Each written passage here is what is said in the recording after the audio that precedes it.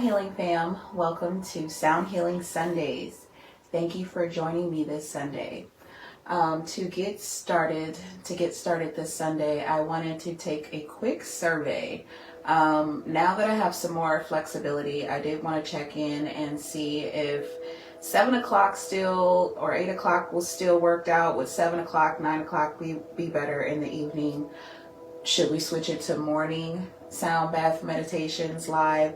Or for those of us who have a little bit of insomnia, should we do some maybe later times for our sound bath? So I'm just throwing out some options. When I post this later, I'll put a poll out to see if people want to switch the sound bath meditations to later, earlier, just to kind of get a consensus to see if this is a good time. I have a little bit more flexibility now, so I feel like we can make this work. This week I wanted to talk about communication, and I think when we think about communication on a personal level, I think we think about how we assert our boundaries, how we try to communicate to get our needs met, how do we communicate to get our point across, how do we communicate to be understood. And a lot of that is on the receiving end, right? We think about communication in a way of how does it best benefit me, and how do I receive what I need in these transactions and engagements with other people. And I think we tend to forget that communication is a two-way street. And so listening, active listening, is a part of that communication.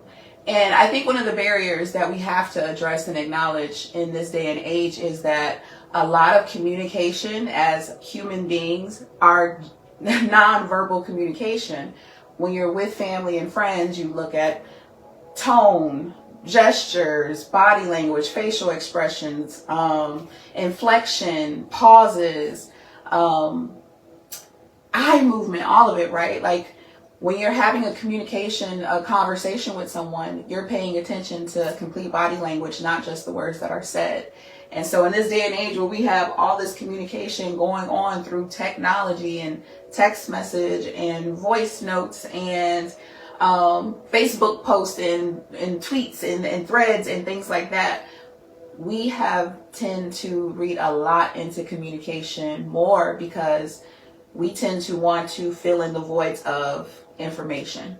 When we hear brief stories about anything, honestly, our brain automatically seeks to fill in the voids of that information, to find truths, to find meaning of situations. And so a lot of our automatic thought processes are to fill in that missing information, and we make a lot of assumptions.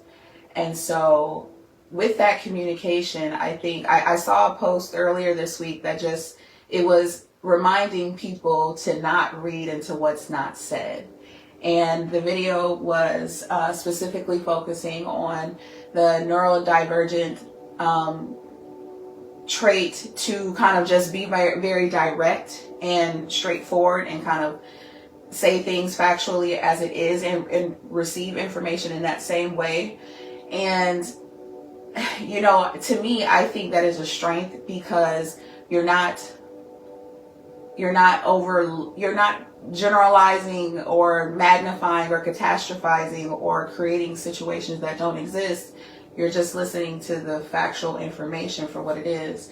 And I tend to think that because of how communication is these days, just especially non-face-to-face, you're not getting those non-verbal cues of what people are communicating. We have to do a better job of not reading into what's not being said. Like I said, I think sometimes we create a lot of narratives in those missing gaps of information, which some of us, if you struggle with negative thought patterns, intrusive thinking, depression, anxiety, you might tend to think the worst, right? So that's the reason why it is beneficial to just read information for what it is, and not really think too deeply and create narratives, even about yourself, right? Creating narratives about information that you don't have enough data to make an assumption about.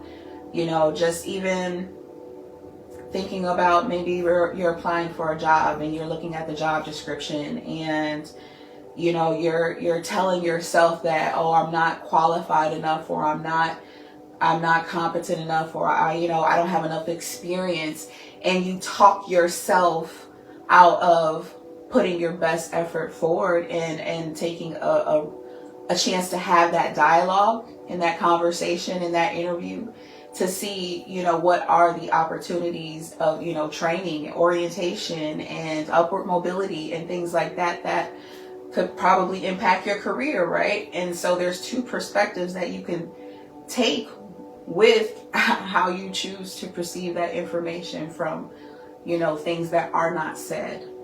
And so I want you to think about a specific moment, situation, interaction, something that has created a negative story in your mind, maybe about yourself, maybe about a friend, a family member, a peer, a coworker, that you've made an assumption about. You've created this narrative in your head, and you want to take ownership of that. You want to take accountability for that, and you want to be able to look at the situation more objectively and approach the situation more objectively, where you're communicating, yes, what your needs are, but you're also listening and receiving in the information that this other person is saying as well. And so I want you to take a couple moments, think about a moment where you just need to open up, and we're focusing on the throat chakra, communication.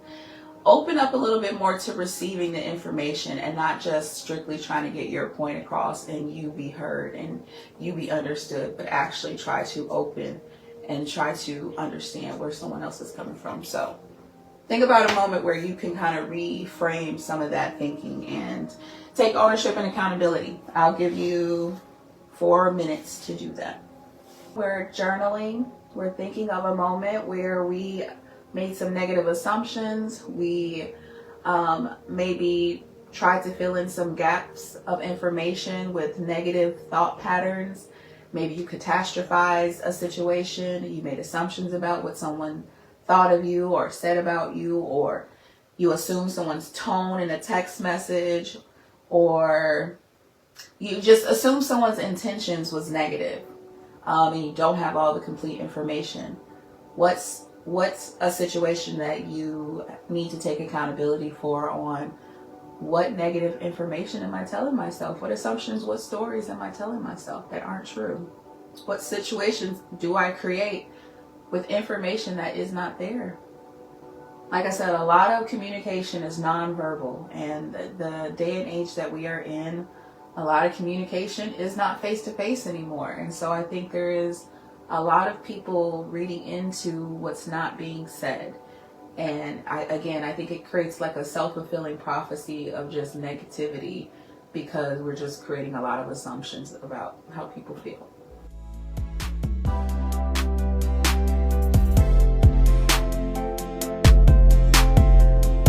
What makes a good active listener? If you have a good answer.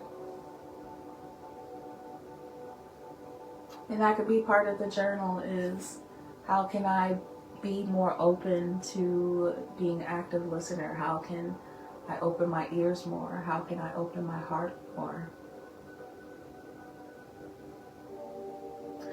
So I didn't journal mine. I'll journal mine later, because I was sitting here thinking of a good example that just like I switched topics, because I feel like it's more relevant to what's currently, you know, been going on in my life. And if you've been watching my Healing Night Heals, you know, I quit my job, and I have decided to just pursue my private practice completely full time. And, you know, part of the discussion I had with, you know, my organization as I was leaving is that I had made a lot of assumptions, and I had to take ownership of that. And it was so ironic, and it was because of, you know, the career that I had before was very much chain of command. You know, the business structure of it was very chain of command. You don't hop over the next person to speak to the next person. The policies and procedures are in black and white. You follow them. There is no pivoting, there is no gray area. And so when I got this job, it was very much more flexible, very much more team oriented. And well, how do you feel about that? What is your perspective? And for me, I got frustrated because I felt like it wasn't direct, right? And for me, now it's leaving room for me to fill in the gaps of information and do more mental labor, right? Like if you come in and you say this is the rules and the policy, you just stick to the rules and the policy. But if it feels like the rules and policy can change for a person like me who is a little bit more of that, like black and white, and when it comes to rules and things like that, it's like it was overstimulating. And so I felt as if people were being passive aggressive with me, and I had to take ownership of like, no, people are leaving the conversation open for me to have my input and feedback, and I wasn't used to being heard or listened in that way, and I felt like I was kind of being spinned around. And so I have to take ownership on that, on just different styles of communication. And I made some assumptions of what I thought their communication style was, right? And it was just a matter of we were just not speaking the same language. And I had to take ownership of that. So whatever your situation is, I want you to reflect on that and just kind of think about how can you approach the situation better? How can you be more open to the communication? Even if someone else is struggling on their side of the communication, how can you even bring that to their awareness in a way that is compassionate and graceful and loving, and not, well, you always do this or you always do that. And the one thing we have to stop doing is waiting until someone brings something to your concern to bring up your concern. Just throwing that out there. That's usually how that is brought up, is when you feel to defend yourself. And again, we always are listening to defend and not really listening to receive the information. So again, being thoughtful, and even how do you even correct people that we love. And so, all right. If you want to go ahead and take a moment and get comfortable, get relaxed, you can lay on your yoga mat or, sit seated comfortably. We'll go ahead with the sound bath.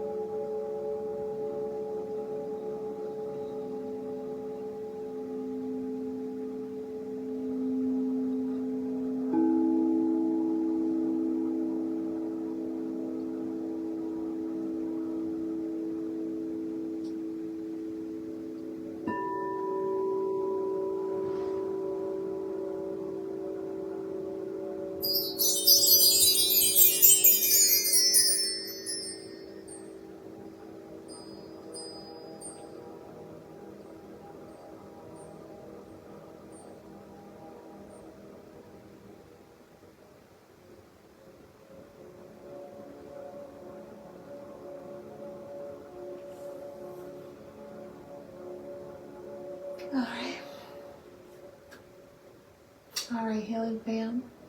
I hope that you had a very restful meditation and reflection. I appreciate you being here with me this Sunday. I hope you have a great week. I hope you have a good start to your week.